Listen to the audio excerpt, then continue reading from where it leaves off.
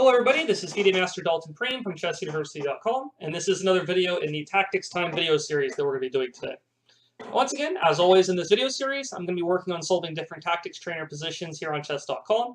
With each position, I'm going to first of all show you the tactic, give you the chance to pause the video so you can work on solving the problem yourself, and then I'll be explaining my thought process and showing the solution to the different puzzles that we look at today. So, without any more waiting, let's go ahead and solve some tactics here. Okay, so in this position here, white has just made the move knight to e3. It is black's move in this position here right now. Go ahead and pause the video and see what you can come up with for black's move right now.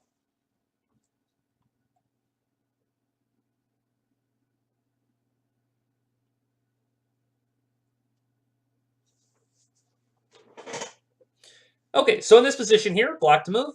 Again, as always, we're looking for checks at the start. Checks, captures, then threats, looking for our forcing moves. I see a couple different checks available. There's bishop c3 check. There's rook b1 check. You can do either knight to b3 and check.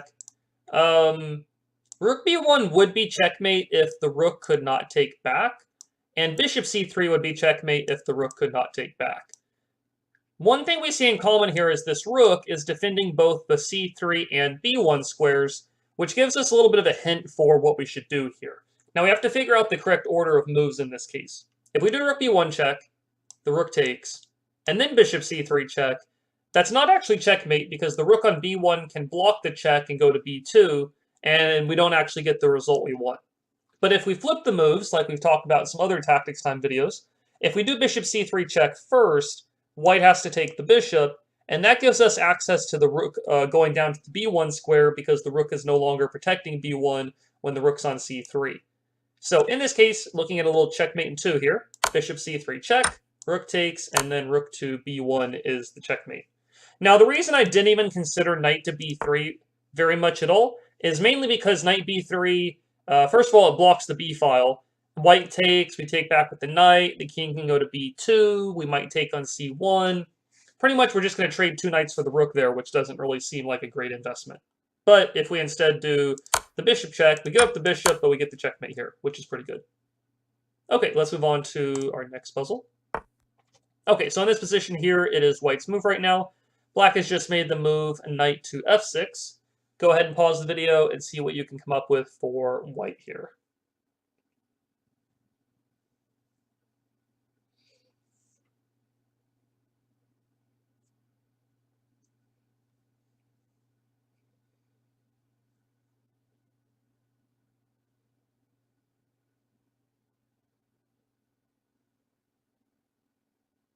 Okay, so in this position, it's white's move right now. The knight went to f6, it's attacking our queen, so either we have to move the queen backwards, or we need to come up with some attacking maneuver here. One of the main things that's good for white in this position is the lead-in development. White has 3 minor pieces developed and the queen, compared to black's 1 minor piece and queen. And black's king is also still in the center of the board.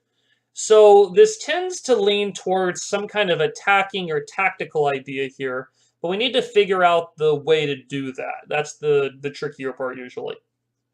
So we're looking for checks to start off with. We have knight c7 check, we have knight takes d6 check, and we have queen takes f7 check. I guess technically we have queen c6 check, but that's just going to lose the queen for nothing. Queen takes f7, queen takes back, bishop takes, king takes. I don't really see the answer there. I don't think that queen takes f7 right away is the best idea. But f7 is a critical square. It's attacked twice by the queen and the bishop, and defended twice by the queen and the king. So f7 is critical. d6 is also critical, because it's got 2 attackers, the queen and the knight, and the queen and bishop are both protecting it as well. So what you see in common here is the queen is defending 2 critical squares at once, f7 and d6. So maybe we can take advantage of that. So I'm starting to consider a bit more the idea of knight takes d6 check. If the queen takes d6, we can take on f7, because the queen's not guarding f7 anymore. The king moves to d8, and then I would have to find a follow-up for that. I don't see another check there. We can't take the knight on f6 because the queen on d6 protects it. But we could just simply do rook d1, and that would pin the queen. That seems pretty good. We're going to give up a knight and a rook for the queen, which seems good. I think that's the answer. I don't see anything better. Again, like I said, we either have to move the queen or attack at this point, and we generally don't want to retreat, especially if we have better development.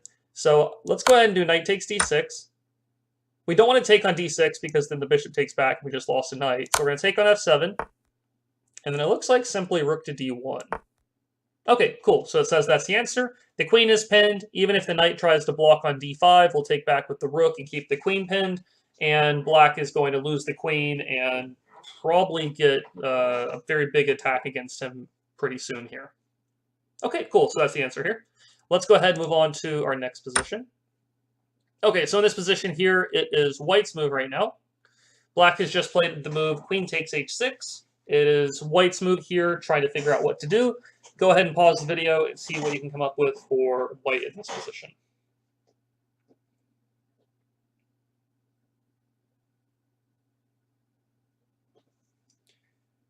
Okay, so in this position here, it's white's move. We're down a piece, so we probably need to figure out something to do here pretty quickly. Again, I'm always looking for checks at the start.